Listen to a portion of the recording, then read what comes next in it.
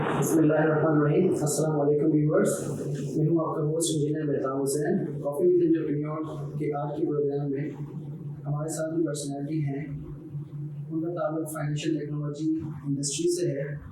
आज हम उनसे कुछ उनकी लाइफ के बारे में, उनके बिजनेस के हवाले से कुछ इंटरेस्टिंग क्वेश्चंस पूछते हैं ताकि हमारे व्यूअर्स और ऑडियंस जो यंग जनरेशन है उनको नॉलेज मिल सके। अस्सलाम वालेकुम दिशान अली साहब। वालेकुम अस्सलाम। तो सबसे पहले तो मैं आपका बहुत शुक्रगुजार हूँ कि आपने अपना कीमती वक्त हमें दिया और हमारे जो ऑडियंस हैं, व्यूअर्स हैं, यंग जनरेशन है, उनके हवाले से जो कुछ सवालात आपसे पूछेंगे ताकि उन्हें कुछ नॉलेज मिल सके, अवेयरनेस मिल सके आपके बिजनेस के हवाले से। कुछ अब जो इस बिजनेस की इंडस्ट्री में आना चाहते हैं तो उन्हें क्या करना चाहिए, उस हवाले से हमने कुछ क्वेश्चंस डिज़ाइन किए हैं इस प्रोग्राम में कॉफ़ी विद एंटरप्रेन्योर में, जिसमें हम डिफरेंट एंटरप्रेन्योर्स के साथ जो है इंटरेक्शन कर रहे हैं ताकि उनका जो एक्सपीरियंस है, उनके पास जो नॉलेज अपनी फील्ड से रिलेटेड वो हम अपने व्यूअर्स के साथ शेयर कर सकें। तो सबसे पहले मैं आपसे चाहूँगा कि आप अपने बारे में थोड़ा सा बताएं कि आपकी क्वालिफिकेशन क्या रही, क्या चीज़ें रहीं, और फिर उसके बाद हम कुछ सवालात पर आपसे फिर स्टार्ट करें। सबसे पहले तो मेहताब बहुत बहुत शुक्रिया कि आप यहाँ पर आए और मुझे मौका दिया कि मैं एक्सप्रेस कर सकूँ तमाम वो चीज़ें जो कि हो सकता है कि किसी के लिए बेनिफिशियल हो सके इस स्टेज के ऊपर। जहाँ तक मेरी अपनी ज़ात का ताल्लुक है तो मैंने MBA किया था, MBA फाइनेंस, और उसके बाद मैंने ज्वाइन कर ली थी एक एडवर्टाइजिंग कंपनी जो कि पाकिस्तान की समझने के सबसे प्रोमिनेंट एडवर्टाइजिंग कंपनी इंटरफ्लो कम्युनिकेशंस, और मैंने वहाँ से जूनियर अकाउंटेंट के तौर पे काम स्टार्ट किया। तो आई लेफ्ट इंटरफ्लो इन 2006 और उसके बाद आई ज्वाइन एक एक्सिस फाइनेंशियल सर्विसेज, एक छोटी सी ऑर्गेनाइजेशन थी जो कि म्यूचुअल फंड्स और कॉर्पोरेट फाइनेंस और इन तमाम चीज़ों में काम करती थी। और लेकिन इसके साथ साथ मेरी अपनी एजुकेशन रही, क्योंकि मैं बेसिकली चार्टर्ड अकाउंटेंट हूँ, तो मेरी अपनी ट्रेनिंग्स रही, मेरी तमाम चीज़ें रही। ग्रैंड थॉर्टन अंजुम आसिम शायद से मेरी चार्टर्ड अकाउंटेंसी जो मैंने आर्टिकलशिप की वो कम्प्लीटेड है। और उसके बाद मैंने ज्वाइन किया 2008 में one link guarantee limited as manager finance, और उस वक्त ज़्यादा मुझे मेरा इंटरेस्ट बढ़ गया IT साइड पे, क्योंकि वन लिंक जो है ना is the consortium of 11 major banks of Pakistan, और वो सारी जितनी अब डिजिटल फाइनेंस देखते हैं, जो ट्रांजैक्शंस हो रही होती हैं, जितनी ADM ट्रांजैक्शंस हो रही होती हैं, IBFT इंटरबैंक फंड ट्रांसफर्स हो रहे होते हैं, बिल की पेमेंट्स हो रही होती हैं, वो सारा जो है वन लिंक कैटर कर रहा होता है, वन लिंक देख रहा होता है। तो मैंने उनको एज मैनेजर फाइनेंस ज्वाइन किया और 2012 में मैंने वहाँ से रिज़ाइन किया एज CFO। मैं चीफ फाइनेंशियल ऑफिसर था वन लिंक का, और दरअसल एक अपॉर्चुनिटी थी बहुत अच्छी जिसको मैं मिस नहीं करना चाहता था। वो थी फाइनेंशियल कंसल्टेंसी का असाइनमेंट था मलेशिया में। बेसिकली मेरी अपनी चार्टर्ड अकाउंटेंसी कंप्लीट हुई है 2012 में, और उससे पहले मैं CCFC chartered certified financial consultant का लाइसेंस ले चुका था वैंकूवर कनाडा से। तो उसी की बेसिस के ऊपर एक मुझे असाइनमेंट मिला कोलालमपुर मलेशिया में, और आई वेंट देयर और डन सक्सेसफुली। बहुत अच्छा, बहुत मज़ा आया उसमें। काफ़ी चीज़ें थी उसमें, ERP की इम्प्लीमेंटेशंस थी, ट्रेनिंग का पार्ट था, जो है TROs बनाने थे हमने। SOPs का वर्ड तो अभी सुना है पेंडेमिक में, लेकिन SOPs बनाने होते थे। तो वो तमाम चीज़ें मैंने 2012-13 के पीरियड में मैंने कंप्लीट की। देन आई केम बैक, और जब मैं वापस आया तो मोने प्राइवेट लिमिटेड एक कंपनी थी जो कि मोबाइल पेमेंट्स में काम कर रही थी और पाकिस्तान का तीसरा बड़ा wallet system, digital wallet system बनाने जा रही थी। तो मैंने इनको अप्रोच किया, उनसे भी मेरी अच्छी बड़ी बातचीत थी, जो CEO थे उनसे बड़ी अच्छी बातचीत थी। उन्होंने कहा कि पहले इनिशियल लेवल के ऊपर मुझे कोई चार्ट ऑफ अकाउंट्स और इस तरह की चीज़ें वो बना के दे दो।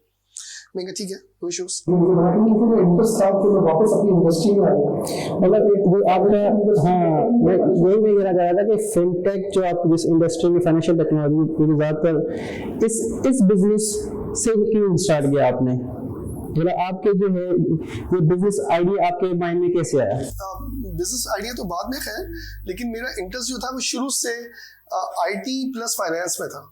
तो मैं फाइनेंस में CFO बन चुका था, और जब मैं वापस पाकिस्तान आया हूँ तो लेक्सन ग्रुप की कंपनी थी आइस एनिमेशन में, उसका CFO अपॉइंट हो चुका था और वहाँ पर मैं काम कर रहा था।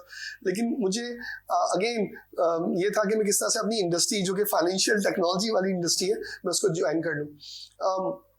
पाकिस्तान में बहुत कम ऐसे लोग हैं जिनमें जो उनको नॉलेज है फाइनेंशियल जितनी भी मैनेजमेंट है उसके साथ IT की जो फिनटेक कहलाती है। बहुत कम लोग हैं जो कि चार्टर्ड अकाउंटेंट है और उसके साथ साथ वो फाइनेंशियल टेक्नोलॉजी में भी काम करें।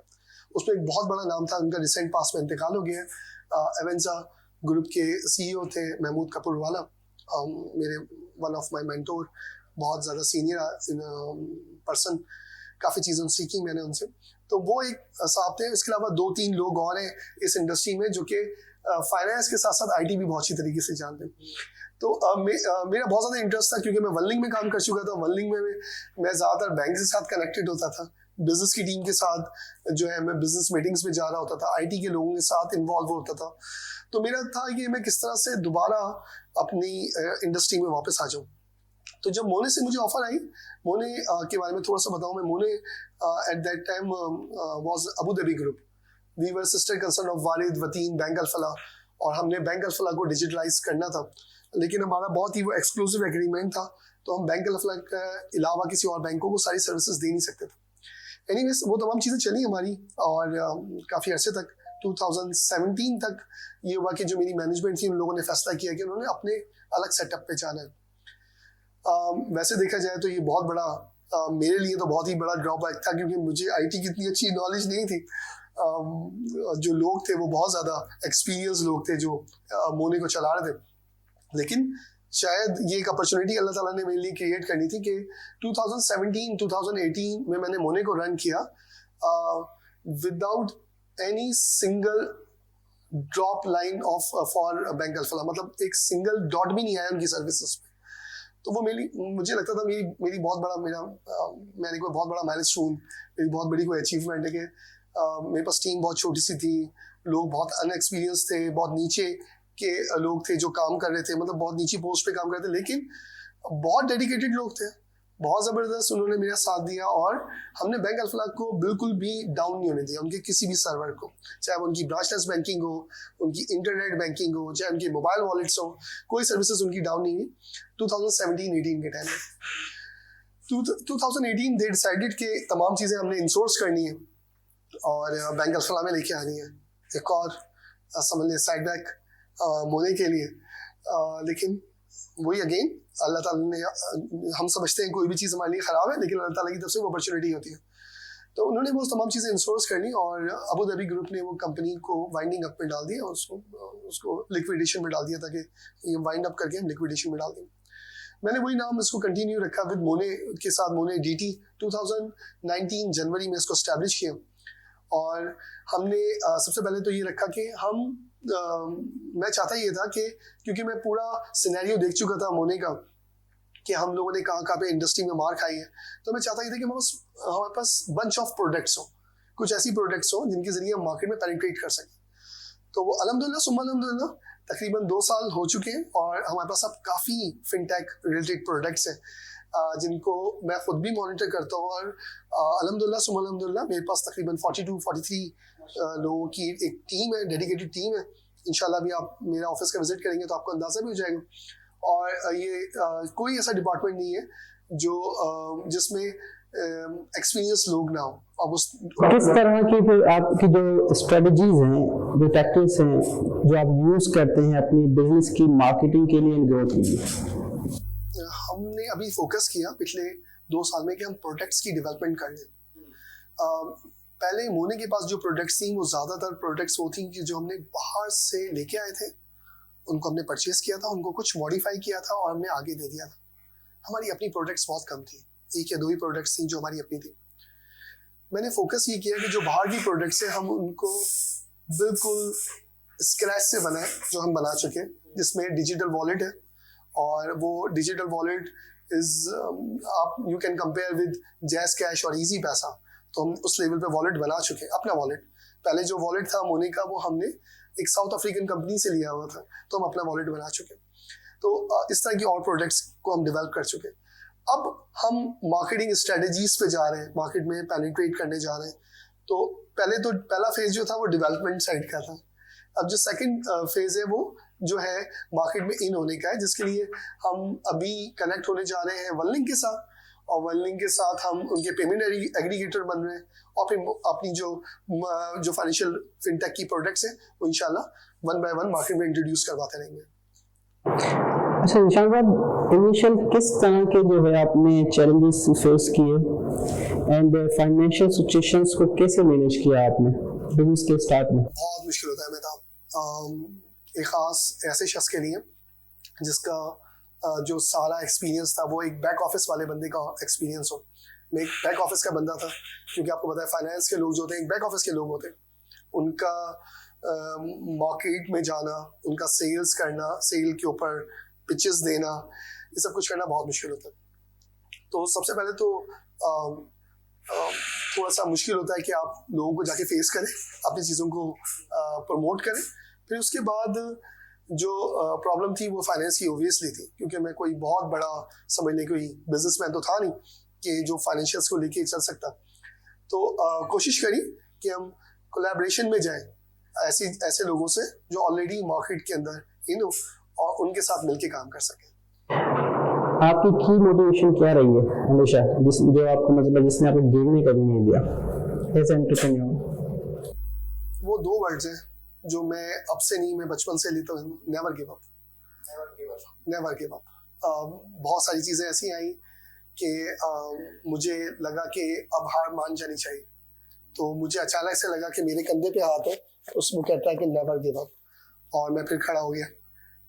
अभी भी आज से 1 साल पहले तक ऑफर्स थी कि जॉब कर लें, स्टिल मुझे लोग अप्रोच कर रहे होते हैं कि जॉब कर लें। मैं कहता हूँ यार मेरे साथ इतना बड़ा स्टाफ काम कर रहा है, एक स्टाफ का मतलब एक बंदे का मतलब एक फैमिली है, तो मैं उन फैमिली को कैसे इग्नोर कर सकता हूँ, मतलब मैं अपने बारे में सेल्फ सेंट्रिक होकर कैसे सोच सकता हूँ।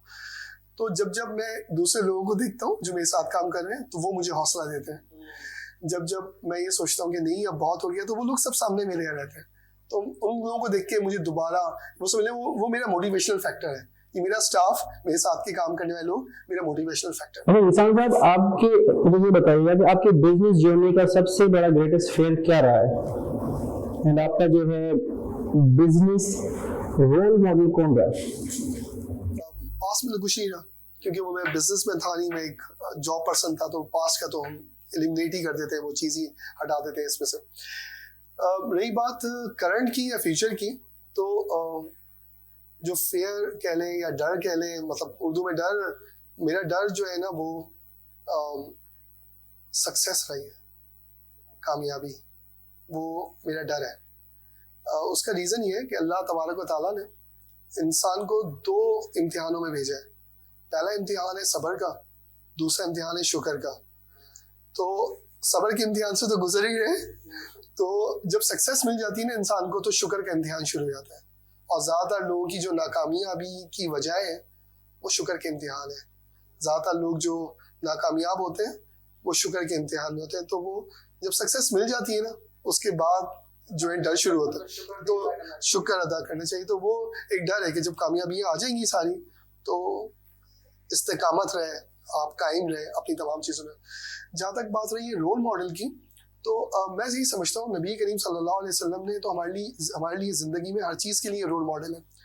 इवन कि जब वो 25 ईयर्स के थे और हज़रत खदीजा के बिजनेस के लिए जब गए थे, तो जो उस इलाके के लोगों ने पहली दफ़ा कोई ऐसा शख्स देखा, उन्होंने आवाज़ सुनी कि लोगों ये वाला माल जो है ना, ये मैं मिसाल दे रहा हूँ, अल्लाह ताला कमी बेशी माफ़ फरमाए, कि ये वाला माल जो है ना वो 1 धर्म का है, मतलब उस टाइम कुछ और अमाउंट होगा, मैं सिर्फ मिसाल के तौर पे, ये वाला माल 1 धर्म का है और ये वाला माल जो है ना 2 धर्म का है। तो लोगों ने पूछा यार ये क्यों, एक ही, क्या ये अलग अलग माल है? कहने लगे नहीं, माल एक ही है, तो ये दोनों में आपने सेग्रीगेट क्यों, अलग अलग क्यों कर दिया? कहने लगे जब मैं आ रहा था तो बारिश हो गई, तो ऊपर वाला माल भीग गया है, तो वो मैंने उसकी कीमत कम कर दी है, जो नीचे वाला माल महफूज रहा है वो 2 धर्म का है, उसकी एक्चुअल कीमत ही उतनी है। तो एक्चुअली जो यही एक हम नबी करीम सल्लल्लाहु अलैहि वसल्लम से ले सकते हैं बिजनेस की भी मिसाल, के जब तक आप सच नहीं बोलेंगे बिजनेस में और सामने वाले को सच नहीं बताएंगे, उसको सही चीज डिलीवर नहीं करेंगे, तब तक आप शायद हो सकता है कि दुनियावी कामयाबियां लेते। सक्सेसफुल एंटरप्रेन्योर बनने के लिए कोई स्ट्रेटजी हो, कोई पैटर्न हो जिसको आप फॉलो करते हैं? पैटर्न तो नहीं कह सकते मेहताब। मुझे मोटिवेशनल स्टोरीज बहुत अच्छी लगती हैं और मैं ज़्यादातर जो है ना वो उन स्टोरीज को पढ़ता हूँ, उन स्टोरीज को ज़्यादा पढ़ रहा होता हूँ जिसमें नाकामियाँ ज़्यादा होती हैं, मतलब लोग जो है वो फेल हो गए। अच्छा, जहाँ तक भी फेल होने का ताल्लुक है, सब कुछ है ना, फेल मैंने अपने पास लिख के भी रखा है कि फेल जो है ना इटसेल्फ क्या कहता है कि first attempt in learning. Fail का जो अगर हम देखें तो एडिसन जिसने हमारा ये बल्ब इजाद किया था, तो उसका जो अटैम्प्ट था वो 119 अटैम्प्ट के ऊपर से जाके खड़ा था। तो लोगों ने बोला तुम 118 दफा फेल हो गए। कहने लगा नहीं, वो फेल नहीं हुआ, मुझे पता ये चला है कि 118 दफा जो मैंने काम किया है उस तरीके से बल्ब नहीं बन सकता। तो मैंने वो चीजें सीखी। तो मैं भी वही पैटर्न देख रहा होता हूँ कि जो फेल स्टोरीज हैं वो हैं क्या एक्चुअली, क्योंकि मैं अभी अगेन वही वाली बात कर रहा हूँ कि मैं मार्केट में अभी पूरी तरह से इन नहीं हुआ हूँ। मैं अपनी प्रोडक्ट्स में बना चुका हूँ, अब मुझे मार्केट में इन हो रहा है। अच्छा शानदार, आपसे एक पर्सनल सवाल पे कि फैमिली के हवाले से कि अपनी बिजनेस लाइफ जो है उसने फैमिली को अफेक्ट किया कि नहीं किया? In whole day weekday जो है आप कितने आवर्स वर्क करते हैं एंड फैमिली को टाइम कैसे देते हैं? क्या बिजनेस ने इफेक्ट किया है आपकी पर्सनल लाइफ को? देन उन सिचुएशंस को आप कैसे मैं कोई फैंसी इसका रिप्लाई नहीं करना चाहता, क्योंकि वरना अगर मेरी फैमिली जब ये देखेगी तो फिर वो बड़ा मसला होगा। तो मैं इसका फैंसी रिप्लाई बिल्कुल नहीं करूँगा। नहीं, कुछ भी नहीं होता, सब बेहतरीन है हर चीज़। मैं ऐसा कोई रिप्लाई नहीं करना चाहता। मैं फैक्ट बताना चाहता हूँ, बहुत ज़्यादा इम्पैक्ट आता है आपकी पर्सनल लाइफ के ऊपर। जब तक मैं जॉब पर्सन रहा तब तक मैं बहुत खुश होता था उन कंपनीज में काम करके जहाँ पर सैटरडे ऑफ होता था। मैं बहुत खुश होता था कि यार हर अच्छी कंपनी में सैटरडे ऑफ होता है। अल्हम्दुलिल्लाह हमारी कंपनी में भी सैटरडे ऑफ है। तो जब आप एंटरप्रेन्योर बन जाते हैं, आप किसी कंपनी को रन कर रहे होते हैं, आपके साथ एक टीम होती है, आपके पास कुछ प्रोजेक्ट्स की डेडलाइंस होती हैं, आपको टीम को मैनेज करना पड़ता है, तब फिर कोई दिन और रात नहीं होता। मैं 10 घंटे तकरीबन काम करता हूँ सुबह से लेकर। कल भी मैं एक मीटिंग में था, परसों भी मैं मीटिंग्स में था। तब सैटरडे संडेज भी मीटिंग में था।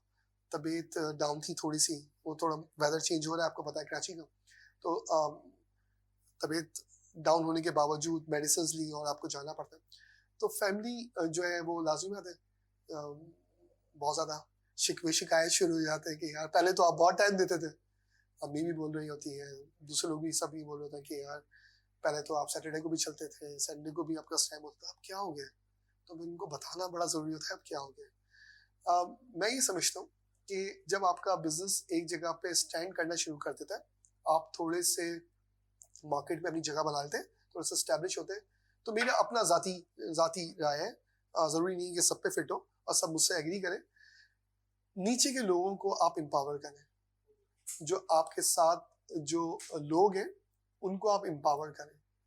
जब आप नीचे के जो आपके साथ के काम करने वाले लोग एम्पावर करते हैं तो वो आपकी बिजनेस को वैसे ही टेक केयर करना शुरू करते हैं जैसे आप कर रहे हैं। अगर आप उनको अच्छा एक अपॉर्चुनिटी दें तो वो आपको करना शुरू करते हैं, तो फिर आप निकालें टाइम, जाए जो भी कुछ। अच्छा, हर कामयाब आदमी के पीछे कोई ना कोई होता है, आपके पीछे कौन है? ये बात ना अगर कोई कहे ना तो मैं उससे 100% मतलब जिसने कहा है ना, मैं तो उसके गले लगना चाहता हूँ कि हर कामयाब आदमी के पीछे एक औरत का हाथ होता है ना।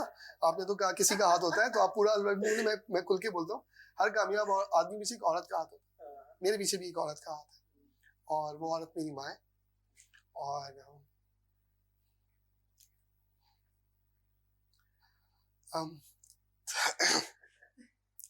थोड़ा जज्बाती हो जाऊंगा मैं उसमें।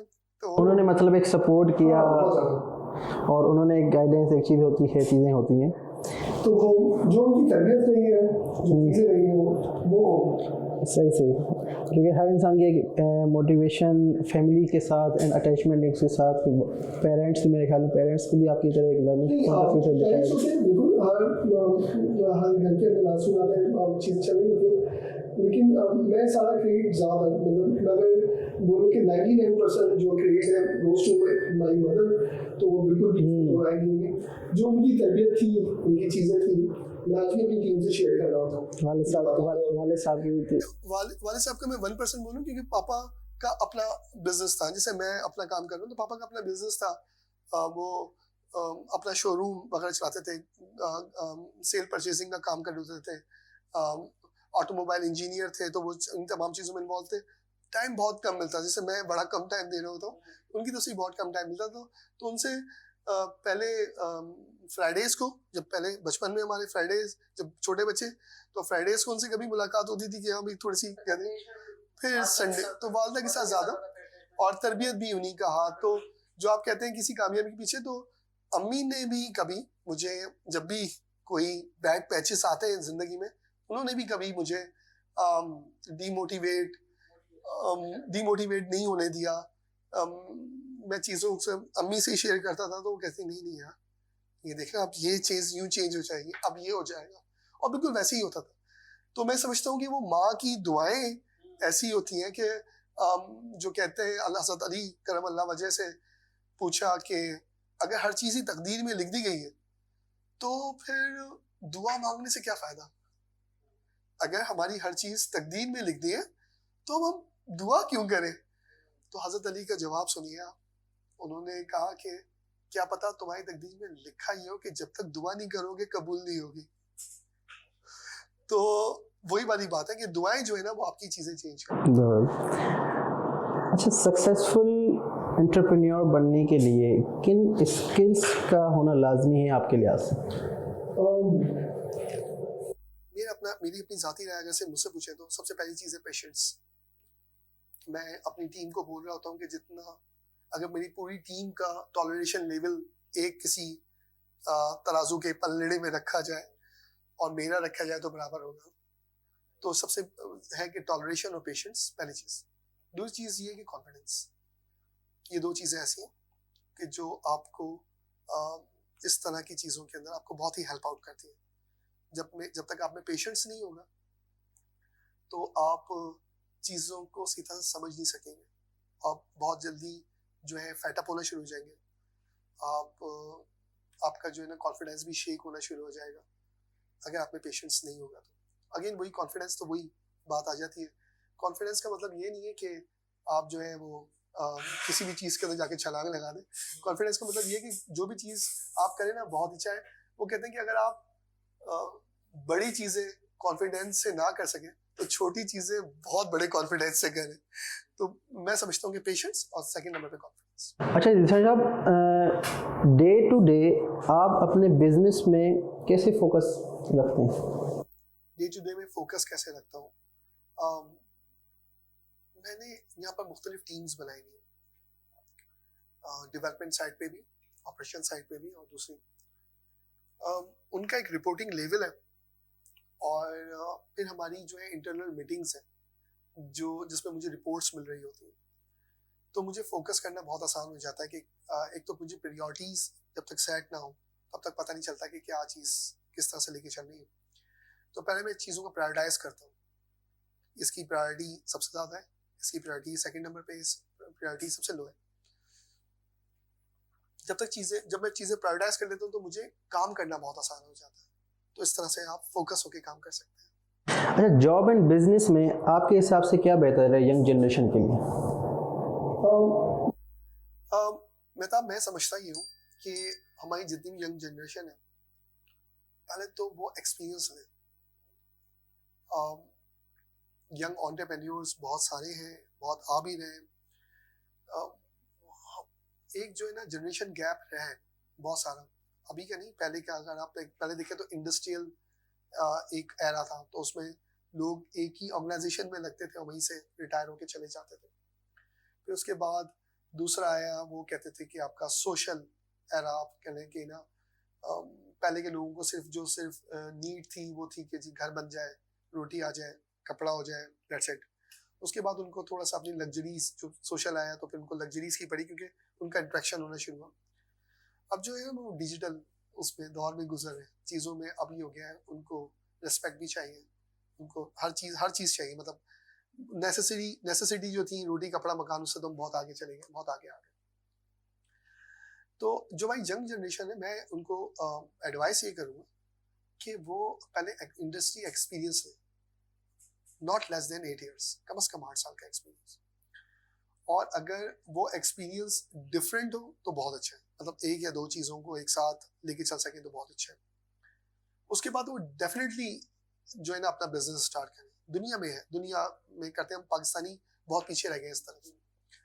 लेकिन जो हमारी यंग जनरेशन है वो बहुत ही, जैसे मैं MBA करने के बाद मैंने अपना पहला काम स्टार्ट किया था, मैं उसको 3 या 4 महीने तक चला सका, उसके बाद मुझे बंद करना पड़ा, ठीक है, क्योंकि मुझे कोई इंडस्ट्री एक्सपीरियंस नहीं था, मुझे बिजनेस नॉर्म्स नहीं पता थे। मैं समझता था मैं MBA कर चुका हूँ तो मैं सब जानता हूँ, ऐसा नहीं था।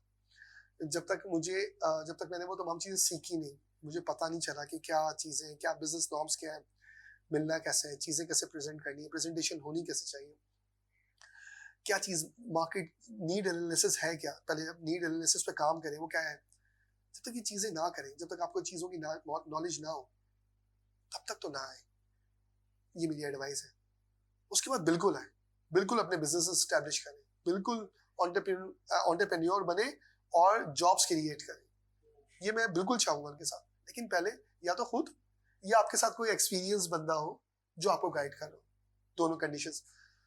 रही बात जॉब और उसकी, तो मैं समझता हूँ जॉब और अपने बिजनेस में मेहताब वही फर्क है जो एक किराए के घर और अपने घर में।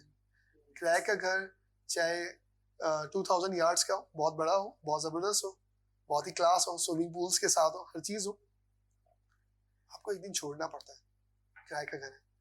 ऐसी जॉब चाहे कितनी अच्छी हो, किसी भी पोजीशन पे बैठे हो, आखिर आपको एक दिन आपने छोड़नी पड़ती है।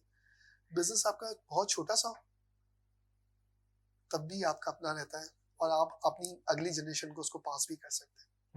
ज़बरदस्त, बहुत इसका आपने बहुत अच्छी एक जनरेशन के लिए एक इंफॉर्मेटिव एंड नॉलेजेबल जो है जवाब दिया इसमें। अच्छा, आप कैसे अपनी टीम की ग्रोथ पर वर्किंग करते हैं और किस तरह की जो समझ लेंगे आपने अपना कल्चर जो है, एनवायरनमेंट जो है बिल्ड किया हुआ है अपने ऑर्गेनाइजेशन में? हाँ,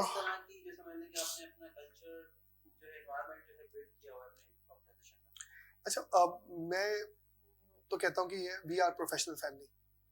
उसकी वजह ये है मेहताब कि हम जो है ना अपने दिन का बड़ा हिस्सा यहाँ गुजारते हैं। अपने घर में तो हम 2 या 3 घंटे 4 घंटे उसके बाद सो जाते हैं, तो अब अपने दिन का बड़ा हिस्सा ही गुजारते हैं। तो ये फैमिली ज़्यादा इम्पोर्टेंस रखती है एज कम्पेयर टू घर की फैमिली तो आपको कहीं नहीं छोड़ के जाती है ना।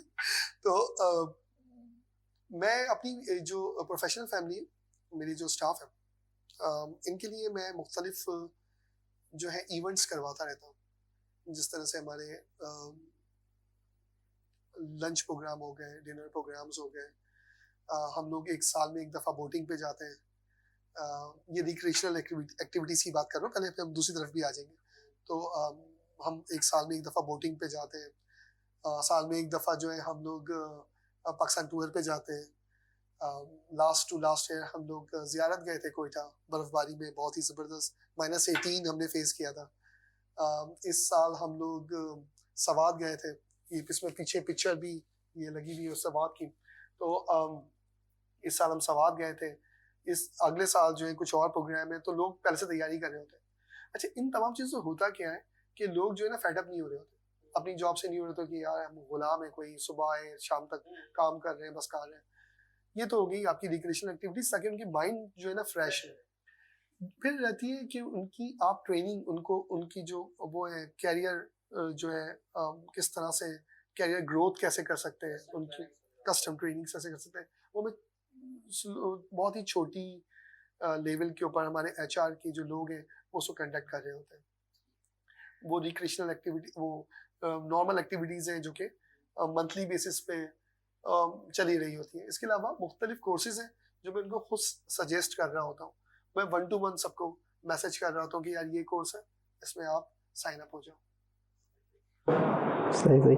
अच्छा जिशान साहब, एंटरप्रेन्योरशिप में शॉर्ट टर्म प्लानिंग या लॉन्ग टर्म प्लानिंग क्या करनी चाहिए, आपके व्यूज़ क्या हैं इस हवाले से? सर मेरा अपना ख्याल है, आप शॉर्ट टर्म प्लानिंग करें लॉन्ग टर्म प्लानिंग के लिए ठीक है, आप अपनी शॉर्ट टर्म्स करें कि आप लॉन्ग टर्म आपने एक्चुअली शॉर्ट और लॉन्ग टर्म को हम लेते हैं इस तरह से।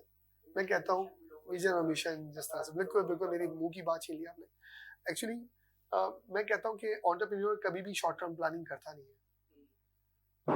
आजकल की जनरेशन पे अगर देखा जाए कि आज की जनरेशन तो बहुत ही ज़्यादा जल्दी है। जल्दी हर मैं उसी चीज़ पे आ रहा था कि ये हमने सवाल इसलिए रखा था कि जनरेशन को थोड़ा सा पता चले कि चीज़ें हर चीज़ जो है फ़ौरन जो है अचीव नहीं होती।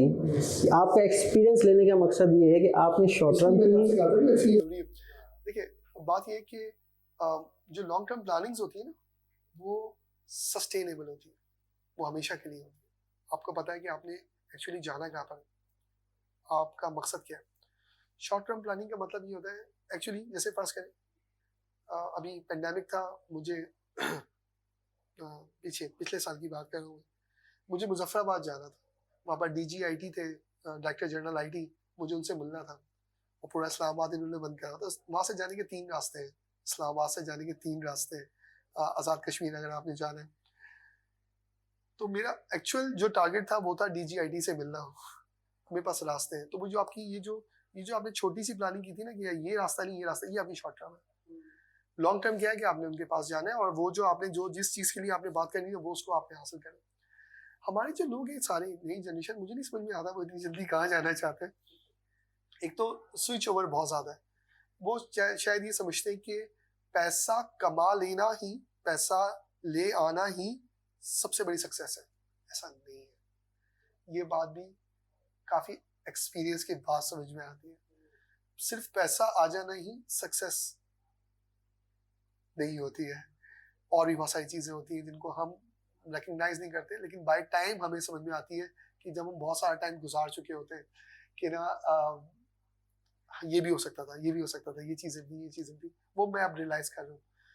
तो मेरा अपना ये ख्याल है कि लॉन्ग टर्म प्लानिंग रखें और आप रखें कि मैं 5 साल बाद या 10 साल बाद मुझे क्या होना चाहिए, मुझे वो चीज़ें क्या उस 5-10 साल में। अगर जैसे मैं अपनी मिसाल लूँ, किसी और की नहीं, मेरी अपनी मिसाल। जब मैं आर्टिकलशिप कर रहा था तो मुझे CFO बनना था, मेरा टारगेट था CFO बनना। अब उसके लिए मेरे पास सबसे शॉर्टेस्ट वे था ना, वो पिफा था, Pakistan institute of public finance accountant. मैंने कहा प्रोफेशनल सर्टिफिकेशन है, ये ले लो। हालांकि उससे वो करने वाला CFO नहीं बनता, लेकिन मैं उस टाइम इमेच्योर था, इनएक्सपीरियंस था। मैंने कहा ये मैं कर लेता हूँ। जैसे टाइम गुजरा, मैंने MBA कर चुका था, तो मैंने सोचा था MBA करनी है, तो बाद में चला नहीं MBA वाला भी CFO रह नहीं सकता, बन नहीं सकता। तो मैंने और चीज़ें देखी और क्या हो सकता। तो मैंने पहले CCFC किया और मैंने सारे अटेम्प्ट किए पेपर चार्टर अकाउंटेंसी के, लेकिन उसके लिए अपने आप को पहले सेल्फ सस्टेनेबल किया कि मैं उसको अफोर्ड कर सकूँ। मेरी पढ़ाई और मेरे ऑफिस की तमाम चीज़ों में बैलेंस रहे, मैं तमाम चीज़ों को उसको भी टाइम दे सकूँ, उसको भी टाइम दे सकूँ। अब अगर मुझे आप बोलो ना कि मैं अब कुछ पढ़ूँ तो बहुत मुश्किल हो जाएगा, क्योंकि उस टाइम पे ही सब कुछ कर सकता था। वही चीज़ आज की यंग जनरेशन के लिए, अभी उनके पास बहुत टाइम है, वो अपने लॉन्ग टर्म प्लानिंग रखें और उसके लिए शॉर्ट टर्म प्लानिंग करके आगे वहाँ तक पहुँचे। अच्छा, अगर 5 साल पहले अगर आपको दोबारा मौका मिले तो बैक पे लेके जाएं तो जो क्या चेंजेस आप अपने बिजनेस में लाना चाहेंगे आजकल की सिचुएशन के हिसाब से? मैं तो स्पीक फ्रैंकली, मैंने बहुत अरसे पहले बहुत छोटी चीज़ें जो हमारे व्यूवर्स हैं वो देख रहे होंगे, जो IT से रिलेटेड वो समझ सकते हैं। मैंने बहुत अरसे पहले HTML, CSS, जावा स्क्रिप्टिंग किया और मैंने कोशिश करी मैं जावा लैंग्वेज करूँ, मैं नहीं कर सका। तो ये बहुत पहले की बात है और मैंने कोशिश करी मैं कर सकते, मेरा क्योंकि फोकस्ड मैं फाइनेंस पे था तो मैं उसमें चलता रहा। 2 साल पहले 2017 तो 18 में जब मुझे टीम दी गई और अबू धाबी की तरफ से कहा गया कि बैठो इनको लीड करो, तो मैंने बाकायदा IT पढ़ी। मैंने इसकी लैंग्वेजेस, इसकी इम्प्लीमेंटेशंस, इसके फ्रेमवर्क्स, कहाँ पर क्या क्या चीज़ें यूज़ हो सकती है वो सब पढ़ा। अगर मुझे 5 साल पीछे भेज दिया जाए तो मैं शायद और स्ट्रांग हूँ, आज से आईटी में और अच्छी तरीके से पढ़ लूँ। वो टाइम जो मैं बैठा हुआ होता था और मैं बैठ के अपनी मुख्तलिफ चीज़ें कर रहा होता था, वो टाइम भी मैं आईटी पे लगा देता और मैं आईटी पे लगा के वो जो चीज़ें मैं और कर लेता, तो आज शायद मैं 2-4 और अच्छी प्रोडक्ट्स पर आ चुका होता। अच्छा निशान साहब, ये बताएं कि कोविड-19 जो लास्ट ईयर था, आपकी बिजनेस पे क्या इफेक्ट किया उसने कि या नहीं किया? आपकी इंडस्ट्री में, इसमें फिनटेक इंडस्ट्री, फाइनेंशियल टेक्नोलॉजी, क्या उस बिजनेस में इफेक्ट हुआ? तो क्या चेंजेस या क्या चीज़ें आपने, क्योंकि किसी को भी नहीं पता था कि इस तरह का सिनेरियो, क्योंकि हर स्ट्रेटजी सब ने अपनी अपनी बनाई हुई थी, अचानक इस तरह का वाक़या हुआ, पूरा मुल्क लॉकडाउन हुआ, चीज़ें हुई, उसके बाद क्या स्ट्रेटजीज आपने अपनी बिजनेस में चेंजेस लेके आए, और फ्यूचर के हवाले से आपने क्या प्लानिंग्स की हुई? मतलब कोविड अगर देखा जाए तो पाकिस्तान में स्टार्ट हुआ मार्च 2020 में, लॉकडाउन और ये तमाम चीज़ें। अगर ओवरऑल देखा जाए तो जिस बिजनेस पे बहुत ही रेयर इम्पैक्ट्स आए वो आईटी सेक्टर, बल्कि बूम आया है इस पर। रीज़न क्या था? रीज़न ये था कि आईटी इंडस्ट्री में बहुत सारी चीज़ें ऐसी थी, जिसका ई कॉमर्स था। अब जब शॉप्स बंद होंगी, मार्केट्स बंद होंगी, तमाम चीज़ें बंद होंगी, तो लोग ऑनलाइन ख़रीदना शुरू करेंगे, और जो कि डिलीवरी की, होम डिलीवरी की इजाज़त भी थी।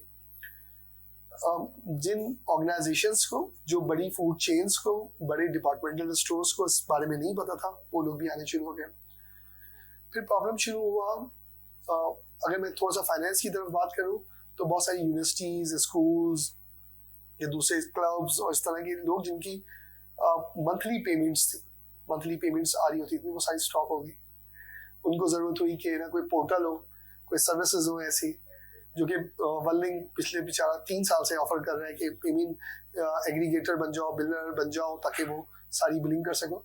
लेकिन लोग नहीं जा रहे थे, वो जाना शुरू हो गए। तो मैं जैसे कहा कि अगर आप बात करो आप मोनेडिटी की, कि इस पर क्या इम्पैक्ट आया, बहुत ज़्यादा नहीं आया, बिल्कुल आया, लेकिन उतना ज़्यादा नहीं आया जितनी बाकी इंडस्ट्रीज़ के ऊपर इम्पैक्ट आया। बहुत इंडस्ट्रीज़ जो है ना बिल्कुल ही ख़त्म हो चुकी। मैं ये समझता हूँ कि फिनटेक इंडस्ट्री में और आईटी इंडस्ट्री स्पेशली, ये दोनों जो इंडस्ट्रीज़ के अंदर बहुत ज़्यादा ये मुतासिर नहीं हुई है। मैं नहीं समझता कि मुतासिर। यंग जनरेशन को क्या एडवाइस करेंगे जो एंटरप्रेन्योर बनना चाहते हैं? जैसे मैंने पहले कहा था, और वो मैं अपनी बात रिपीट कर लेता हूँ। मैं चाहूँगा ये कि हम सबके पास नॉलेज है, हम लोगों के पास एक्चुअल एजुकेशन नहीं है। हम डिग्रीज ले रहे थे, हम सब ले रहे थे, मैं अपने आप को भी शामिल करता हूँ, हम सब डिग्रीज ले रहे थे, और एजुकेशन नहीं होती है। एजुकेट करना बहुत ज़रूरी है चीज़ों में। प्लस जो मैंने पहले जो मैं कह चुका हूँ, उसको रिपीट कर रहा हूँ कि एक्सपीरियंस लेना बहुत ज़रूरी है। बगैर एक्सपीरियंस के चीज़ें नहीं हो सकेंगी। तो किसी जगह के ऊपर, किसी ऐसी ऑर्गेनाइजेशन में जहाँ पर आप लग के काम कर सकें, वहाँ पर तकरीबन 3 से 5 साल आप टाइम पीरियड गुजारें, उनकी मुख्तलिफ प्रोडक्ट्स को जज करें, उनकी मुख्तलिफ चीज़ों को करें। सो मैं अगर आईटी की बात करूँ, सिर्फ आईटी की बात नहीं, दुनिया में किसी में भी, आप किसी भी फील्ड में काम करें। मेरे कभी कज़न ने टॉप किया था अपने डिपार्टमेंट में, एनईडी यूनिवर्सिटी में। वो अभी एक बहुत अच्छे बड़े सेटअप में लगा हुआ है। वो मुझसे कह रहा था, भाई वो यंग है, अभी बैचलर्स करके निकला है, तो कह रहा था कि भाई मुझे ये बताएं कि क्या मैं ये जो भाई मेरी फील्ड है इसमें ना हूँ, या मैं सप्लाई चेन मैनेजमेंट में चले जाऊँ। मैंने कहा अभी तुम्हें लगे हुए कितना टाइम हुआ? कहना 6-7 months। मैंने कहा स्टे अभी रुक जाओ, कुछ नहीं करो, सप्लाई चेन तुमने करनी है ना, क्यों करनी है? उसने कहा मेरा इंटरेस्ट है, मुझे बहुत अच्छा लगता है। मैंने कहा आप साइड में एक डिप्लोमा कर लो, सप्लाई चेन की जितनी ट्यूटोरियल्स पढ़े हुए वो आप करना शुरू कर दो। अब क्या होगा, आप अगर 1 साल 2 साल इस इंडस्ट्री से जाओगे ना किसी सेकंड इंडस्ट्री में, आप बोलोगे यार सप्लाई चेन मैनेजमेंट में मेरे पास ये डिप्लोमा है और इस इंडस्ट्री का ये वाला एक्सपीरियंस मेरे पास है। अब आपके पास एक डेडली कॉम्बिनेशन होगा। लोग ये नहीं सोचते। हम कहते हैं कि जो नहीं हमारे लोग अभी आ रहे हैं बैचलर्स करके, वो कहते हैं यार स्टार्ट लगनी चाहिए मेरी 50,000, अगली आप क्या दे रहे हैं 60,000, चले मैं यहाँ चाहता हूँ कुछ वहाँ कर ली। अच्छा, जब मैं जॉब कर रहा था और जब मैं HR की चीज़ें भी देख रहा होता था फाइनेंस के साथ साथ, तो हम लोग ऐसे लोगों को प्रेफर ही नहीं करते थे, हम बुलाते नहीं थे इंटरव्यू के लिए जिसने 3, 4, 5 महीने इवन 7, 8 महीने भी जॉब की हुई और जगह जगह चेंज की हुई, हम कंसीडर ही नहीं करते थे वो सीवीज। मुझे नहीं पता कौन लोग बैठे हैं जो इन सारे सीवीज को कंसीडर कर रहे होते हैं और बुला रहे, तो उनको अंदाजा होता है कि यार ये इस बंदे ने 3 महीने की जॉब करी, 4 ऑर्गेनाइजेशन में स्टे नहीं रखा।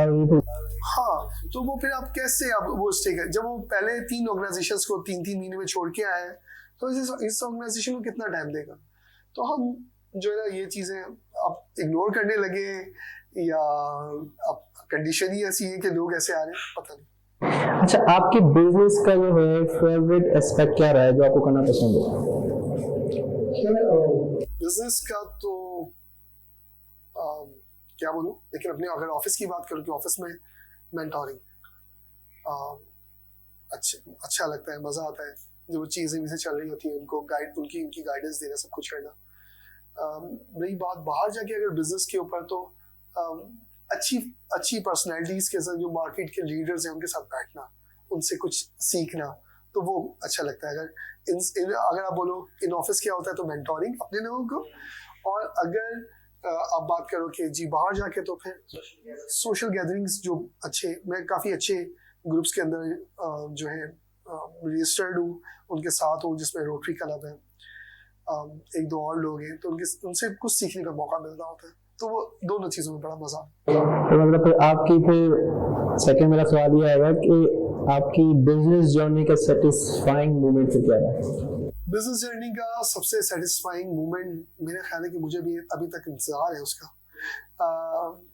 इंशाल्लाह वो होगी और मैं ज़रूर आपसे शेयर करूँगा। अभी तो अगेन यही वाली बात जो मैं बार बार दोहरा रहा हूँ कि मैं अभी इस पूरे टाइम में, जब से ये बिजनेस स्टार्ट हुआ है, मैं उसमें डेवलपमेंट फेज पे हूँ और मैं प्रोडक्ट्स की डेवलपमेंट करता चला जा रहा हूँ, और वो अल्हम्दुलिल्लाह हम डिप्लॉय भी किए हैं 1, 2, 3 जगहों के ऊपर।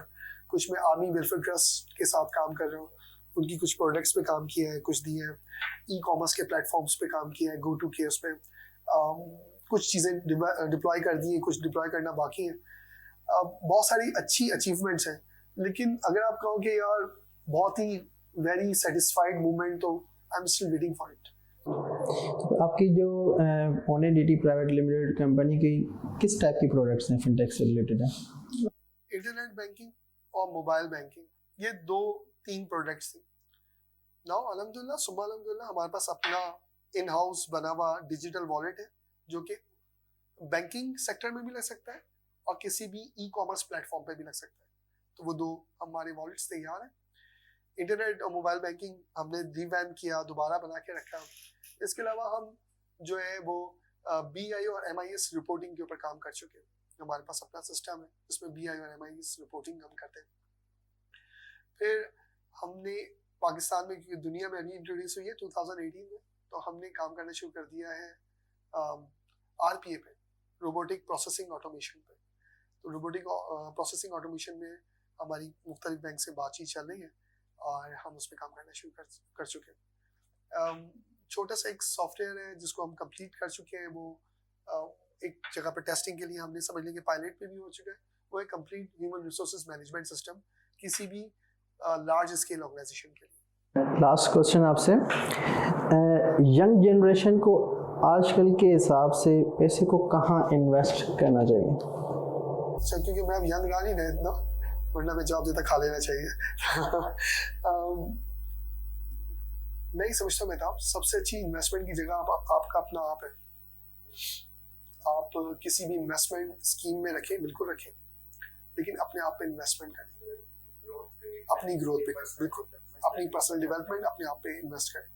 जब तक आप अपने आप पे इन्वेस्टमेंट नहीं करेंगे, तो आपका कोई भी पैसा किसी और टाइम पे ज़्यादा मल्टीप्लाई होकर आपको इन्वेस्टमेंट करनी पड़ेगी। तो इस स्टेज के ऊपर ही अपने आप पे इन्वेस्टमेंट करें।